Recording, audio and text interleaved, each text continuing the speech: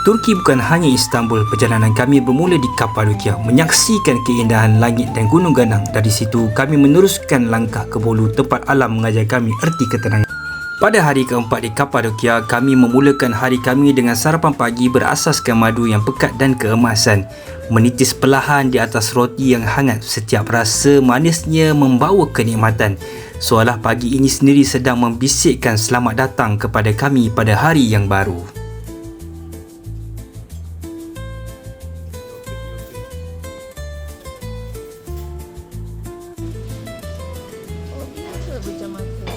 Sedap. Dia orang dah biasa pergi overseas cakap sedap lah. Kalau boleh nak 3-4 orang, tapi satu orang dah kenyang. Okay. Pintu hotel terbuka dan udara musim sejuk segera menyapa, memperkenalkan kami kepada dunia yang telah diselimuti oleh warna putih yang sempurna. Salji tebal membalut setiap jalan, setiap bumbung, setiap pokok.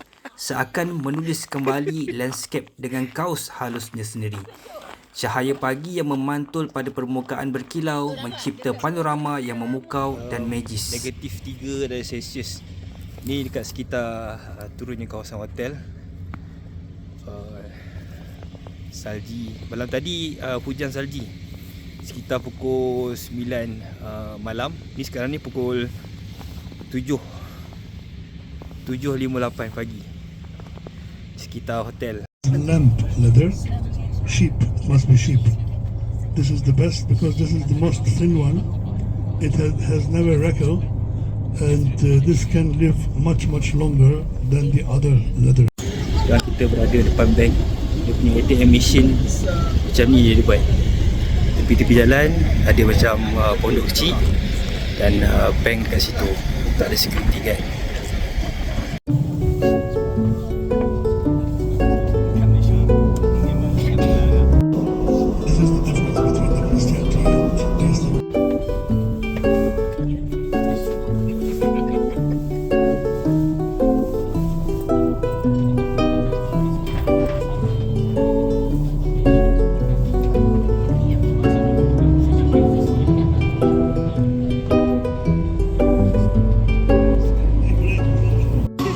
Setelah keluar daripada hotel dan disambut oleh salji yang tebal yang menyelimuti setiap jalan, setiap pokok, setiap bumbung, langkah pertama kami membawa ke Zidane Butik. Butik terkenal dengan baju kulit khas daripada Turki. Setibanya di dalam, kami disambut dengan kehangatan air delima yang panas. Sementara model memperagakan koleksi eksklusif yang memikat mata. Namun walaupun keindahan butik itu menawan hati dan mata kami tetap terpaut pada panorama di luar. Salji yang berkilau di bawah cahaya pagi sunyi yang menenangkan dan pemandangan yang mempersonakan mengingatkan kami bahawa kadang-kadang alamlah yang paling mengagumkan, melebihi segala seni dan keindahan di alam sekeliling. Perasaan bang? Seronok, sejuk, tapi berbaloi insyaAllah. Macam mana kat dalam Kami meneruskan perjalanan ke destinasi seterusnya iaitu Cave Castle. Dari salji yang mempesona, kami menatap puncak-puncak batu yang unik dan bersejarah, membentuk istana-istana purba di tengah landscape Kapadokia yang menakjubkan. Belakang tu adalah untuk tempat diorang tinggal dan penyimpanan barang-barang pada zaman dahulu. Sekarang ni ada juga macam peti ais lah, freezer, rumah-rumah. Cuma tak boleh tinggal lama kat situ sebab dia terlampau sejuk. Belakang kita ni ada gunung. Dia warna macam oranye, macam kuning-kuning sikit asal dia.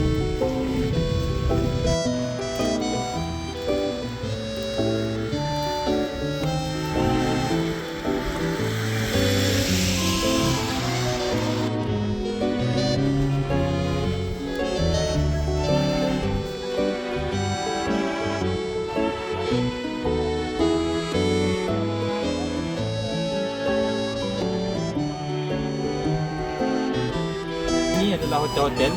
Siapa yang stay tu dia akan tinggal kat hotel-hotel kat sebelah sini lah. Tapi tak digalakkan tidur terlalu lama kat sini sebab kawasan ni terlalu sejuk pada waktu winter. Sebab dia, kita pun tak boleh nak control dia punya kesejukan tu. Okay, jom kita naik atas dulu.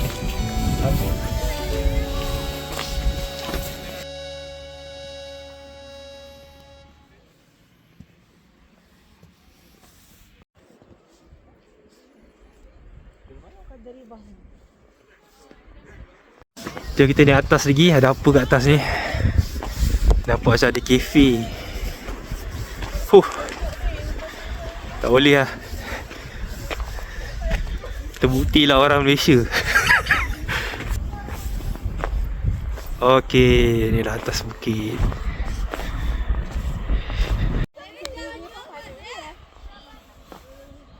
Bagi dia sudu, bagi dia pinggan tu, dia makan je. Dia dekat sini negatif 6 darjah Celsius. Jadinya dah setengah jam sini. Aduh, walaupun dah pakai 4 lapis lah sebenarnya, masih lagi rasa tak tahan sejuk tu. Okay, kita turun ke bawah. Dah masuk dalam bas, dah bagi panas balik badan. Dah tak boleh tahan dah ni. Itu. Di belakang saya ni adalah hotel lama Cappadocia yang dibina pada abad pertama hingga Masihi hingga abad keempat Masihi. Dibina oleh orang Kristian disebabkan pada zaman tu kerajaan Rom mengamalkan agama yang menyembah dewa-dewa, yang mana Kristian hanya menyembah Tuhan yang satu. Dan disebabkan oleh perbezaan ideologi mereka dengan kerajaan Rom pada masa itu, mereka bersembunyi di belakang ni, di gua-gua dalam gunung ni, untuk mengamalkan agama Kristian pada waktu tersebut. Dan dalam ni mereka berkubu seperti ini kerana mereka nak menyembunyikan kegiatan mereka, aktiviti mereka di kawasan Cappadocia. Sehinggalah Raja Konstantin diangkat menjadi raja oleh Rom. Mereka barulah menunjukkan diri mereka mengamalkan agama Kristian. Macam mana tengok? Okey? Okey, sejuk banget bro. Turki. Kami dibawa ke sebuah kedai barangan kemas yang menawan untuk melihat koleksi barangan kemas Turki. Di antara permata dan rekaan halus, hati kami terpikat oleh emas Sultan Ahmed yang pernah diberikan kepada isterinya. Hiasan yang menceritakan tentang cinta, sejarah dan kemewahan zaman silam. Dapat main saji. Yang salji. Tu barang kemas tak seronok? Ha? Barang kemas tu. Tolak.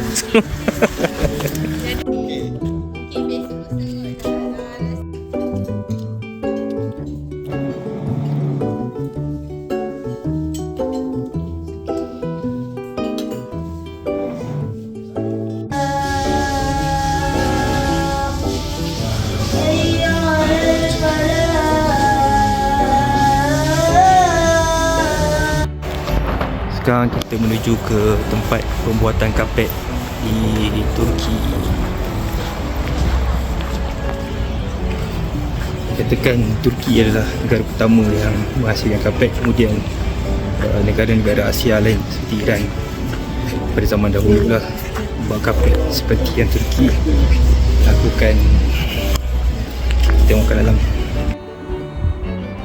Carpet Center ialah tempat kain dan permadani buatan tangan Turki dipamerkan dengan penuh seni dan dedikasi. Setiap helaian benang dan corak bercerita tentang sejarah, budaya, ketekunan yang diwarisi tradisi abad berabad, zaman berzaman. Kami juga telah dihidangkan dengan sejawan teh apple panas yang harum dan menenangkan, seolah menambah kehangatan pada musim sejuk yang dingin ini. Setiap hirupan membawa rasa manis yang lembut, sementara mata kami terus terpaut pada corak dan cara mereka menenun permadani yang memukau bercerita tentang budaya dan ketekunan warga Turki. Dahsyat. Nak beli je? Kalau murah nak beli, tapi yang mahal sangat lah. Semua dia buat satu kapet tu setahun. Bayanglah harga setahun je kan.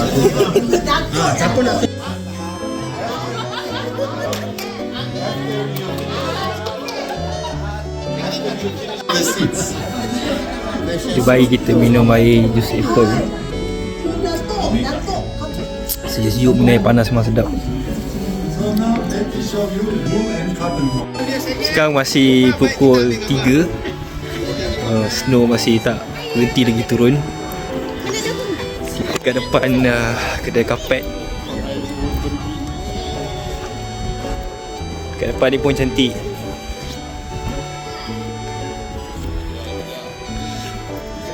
Setelah menikmati kehangatan teh apple panas di Carpet Center, kami teruskan perjalanan kami ke Underground City yang penuh misteri dan memikat. Menaiki tangga, menuruni tangga yang gelap dan sempit, kami seakan memasuki dunia lain. Lorong-lorong tersembunyi, bilik-bilik purba dan sejarah yang tersimpan rapi di bawah tanah selama berabad. Setiap dinding batu bercerita tentang kehidupan yang pernah dijalani di sini, tentang manusia yang membina perlindungan dan komuniti jauh dari pandangan dunia luar. Walaupun suasana bawah tanah penuh misteri dan keajaiban sejarah, hati kami tetap terikat dengan panorama luar yang sempurna, bukti ketamadunan manusia lampau. Batu standar ni untuk escape kalau musuh datang, pergi ke ruangan lain. Now you will ask why. It has two reasons. The first reason. Saya berada dalam dua Underground City yang berada di Kapadokia, dimana pada abad yang keempat dijumpai pada tahun 1963 oleh penduduk tempatan semasa hendak buat renovasi. Digunakan tempat ni adalah untuk perlindungan mereka semasa diserang musuh. Dalam ni terdapat banyak-banyak pintu yang dibuat daripada batu berbentuk bulat untuk membolehkan mereka menutup pintu gua dan berlari ke ruangan yang lain semasa diserang musuh. Kawasan ini digunakan oleh orang Kristian semasa era Rom yang memuja dewa-dewa. Selepas Kristian establish sebagai official agama di Rom pada waktu itu, mereka telah meninggalkan gua ini dan tinggal di luar. Pada tahun 1963 mereka menjumpai semula gua ini,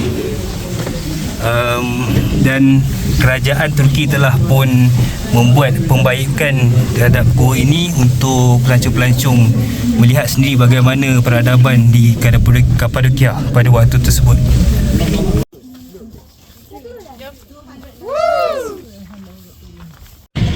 Banyak gua-gua kat sini yang masih lagi dalam proses penggalian, tapi itulah ada bawah rumah orang. Mengganggu lah kalau kata nak mengorek dalam lagi tu. Ini antara contoh yang ditinggalkan. Tapi sebab dah ada rumah dekat atas, setakat tu saja kerajaan boleh korek untuk pelancong punya ni lah, untuk memberikan kepada pelancong gambaran macam mana civilization ataupun ketamadunan mereka pada waktu tersebut. Tapi yang dalam tadi tu memang complete set. Ada salon, ada bagaimana mereka makan, ada dapur, ada. Dan unik kat dalam tu, tempat tunnel tu akan terus keluar ke tempat tasik ataupun tempat-tempat kubahan air untuk mereka ni lah, mandi dan sebagainya. Tapi tunnel tu dah ditutup sebab melalui kawasan rumah orang. Okay. Hebatnya sejarah Turki hingga setiap batu seolah menyimpan cerita sendiri, bahkan di bawah rumah dan jalan-jalan lorong tersembunyi menyimpan warisan tamadun beribu tahun. Bukti kebijaksanaan generasi demi generasi. Setiap ruang bawah tanah adalah saksi bisu kepada zaman silam di mana manusia mencipta perlindungan komuniti dan keajaiban. Sekarang ni dalam aktiviti Jeep Safari. Dia ada dua aktiviti kat Kapadokia ni. Satu Hot Balloon, satu Jeep Safari. Tapi Hot Balloon memang 2 hari ni tak boleh nak fly sebab cuaca tak elok. Sekarang ni cuaca negatif 6. Memang agaknya sangat sejuk lah kat luar ni, tapi okey lah, alhamdulillah. Pemandangan yang sangat cantik tapi tidak dapat digambarkan melalui kamera. Di Kapadokia, pengalaman luar biasa menanti pada musim sejuk. Dari Jeep Safari menembusi lanskap bersalji mempesona, di mana angin yang kuat menusuk hingga membuat kami menggigil kedinginan. Namun aktiviti ini terhad pada musim sejuk, menimbulkan rasa sedikit hampa bagi mereka yang berharap dapat menikmati pengalaman ini lebih lama.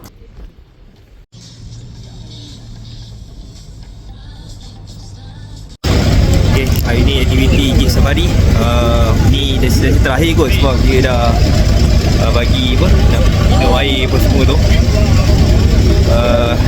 Sebenarnya sejuk, memang betul lah tu. Hot balloon tak boleh naik sebab angin terlampau kuat dan kita kat bawah ni pun terlampau sejuk. Jeep Safari pun dah tak tahan lah.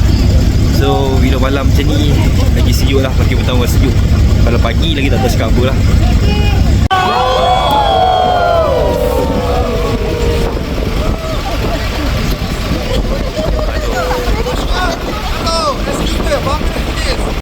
Setelah seharian menjelajah Kapadokia, kami menaiki teksi menuju ke Gromyo City. Perjalanan singkat itu memberi ruang untuk menikmati pemandangan suasana malam. Seiring malam menjelma, kota kecil ini hidup dengan suasana meriah. Kedai-kedai cenderahati yang berwarna-warni dipenuhi dengan pelawat mencari kraftangan tempatan. Lampu-lampu kecil menerangi kota sempit dan aroma masakan Turki yang hangat serta menggoda memenuhi ruang udara dari kedai-kedai makan. Blend kita ke? Sama-sama. Jalan dekat Gromyo City, negatif 7 dan Celsius. Kita jalan bersama dengan rakan-rakan. Memang sejuk lah. Saja nak menikmati suasana malam dekat kawasan bandar. Sebab esok kita nak gerak pergi Bolu pula. So dah tak rasa lah macam mana suasana malam kat sini. So ni malam memang kita boleh untuk luangkan masa. So kita jalan, carilah apa-apa yang boleh, dapatkan air panas ke apa benda. Lepas tu kita balik ke hotel semula. Memang happening malam, ramai orang. Ni malam okay. Malam lagi ramai.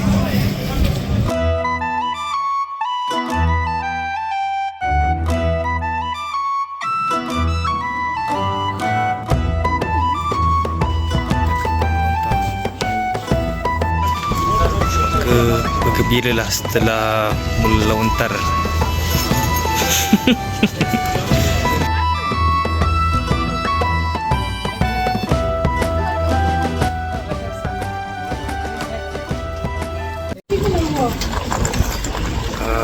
Makin lama kat sini makin macam-macam pula kita beli. Dia jadi pula. Kita kena minta seorang azan kot. Tak jumpa jalan balik ni. Sebelum balik kita orang minum-minum dulu air panas. Ni bapak-bapak. Ada restoran, bilik pun boleh tengok view. Ada kat Instagram tu yang perempuan tu seorang dengan lelaki dia rajin buat. Hari kelima bermula dengan sarapan pagi yang hangat dan menyegarkan sebelum kami meneruskan perjalanan ke Bolu. Sepanjang perjalanan kami disajikan dengan pemandangan unik Bukit Bukau hijau beransur berubah menjadi landscape yang luas menyerupai padang pasir dengan tanah berwarna keemasan dan dataran terbentang yang memukau mata. Jalan raya terbentang di hadapan kami membawa kami meninggalkan Kapadokia sambil setiap kilometer menambah rasa kagum dan tenang. Seolah perjalanan ini bukan sekadar berpindah dari satu destinasi ke satu destinasi, tetapi ialah satu proses untuk menyerap keindahan dan ketenangan alam yang mempesona di setiap sudut perjalanan kami. Kita sekarang berada dekat Saleh dalam perjalanan menuju ke Bolu. Tasik ni pada waktu winter dia tak nampak garam dia. Tasik garam lah dekat Turki. Semalam ke beberapa kali Tasik acid. Pada waktu panas sama memang akan nampak garam timbul dekat atas air ni, dia akan timbul. Dia tasik dia cetek je dalam sekitar 2 hingga 4 meter. Ini adalah tasik semula jadi yang telah jadi kat Turki ni sejak beribu-ribu tahun yang lepas. Tasik ni adalah untuk kegunaan 40% digunakan untuk kegunaan garam di Turki dan selebihnya diimport ke negara-negara Eropah dan Eropah Tengah. Dia tasik ni bolehlah nak pergi renang kaki sebab dia cetek. Dia tak dalam sangat, dia dalam 2 hingga 4 kaki saja dia punya kedalaman. Okay. And continue direction next to each other. Those are the parliaments of Turkey.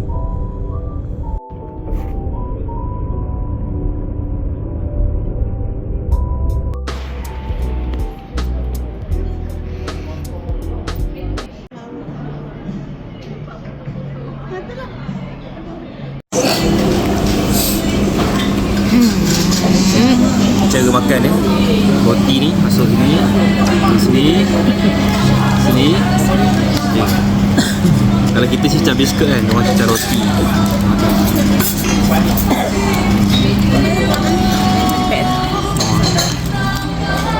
Rasa macam roti cicah air kosong lah kot. Tak garam sikit-sikit.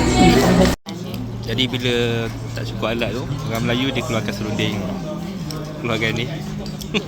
Awak khas daripada Singapura. Okay, main course. Review sikit.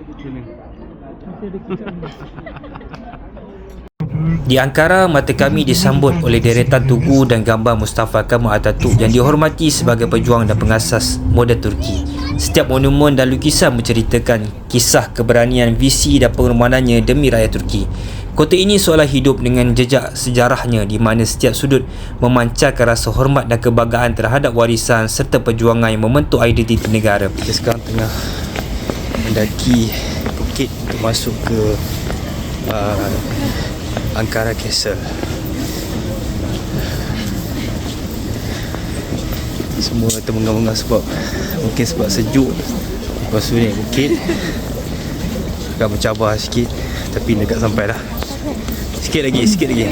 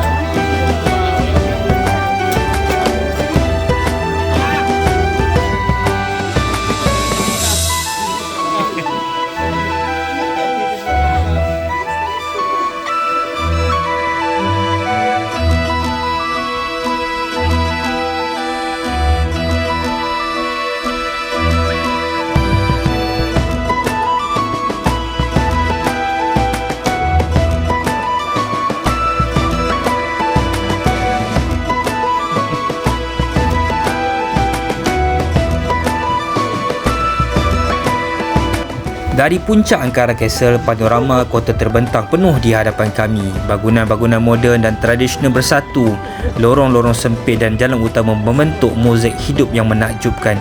Cahaya senja menyinari setiap sudut mencipta suasana indah dan romantik yang menyentuh hati.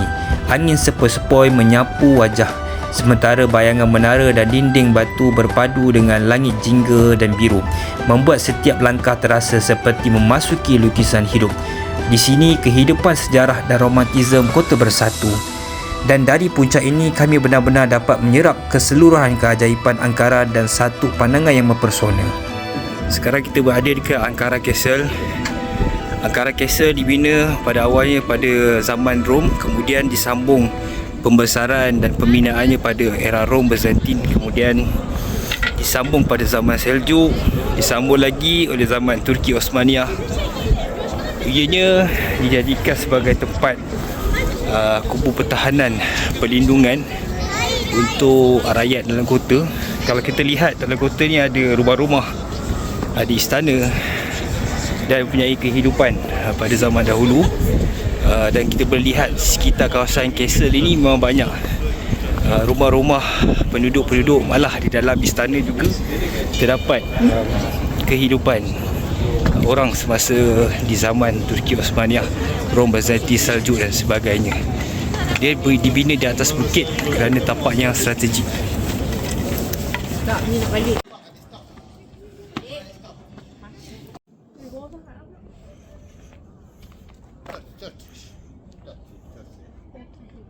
Lepas dah penat memanjat, dia Ankara Castle dia kena panjat bukit tinggi banyak tangga.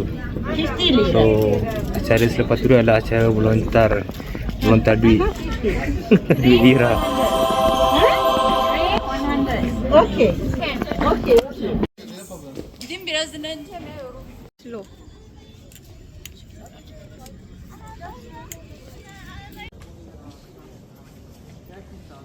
Un gatto.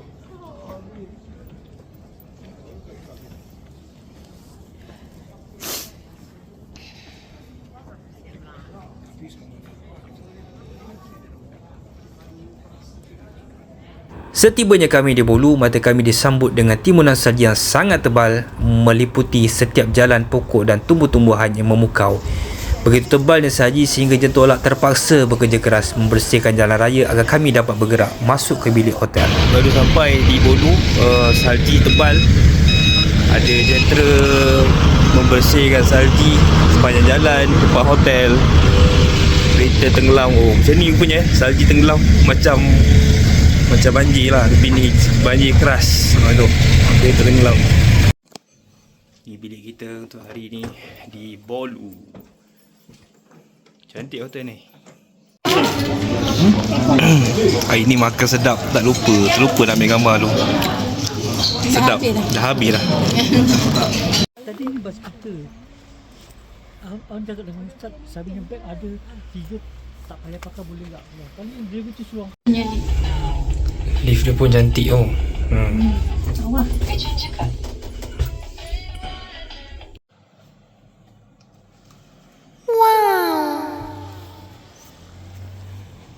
Wow.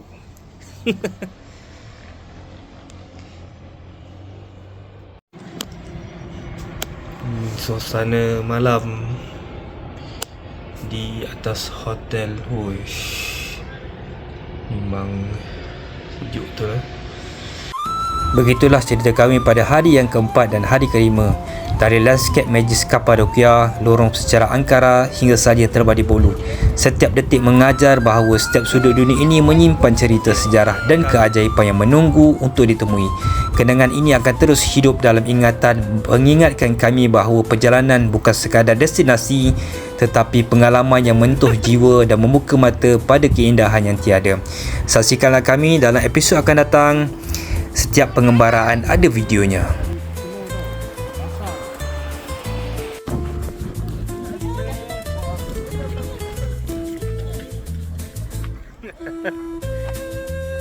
Sabu macam tu je lah.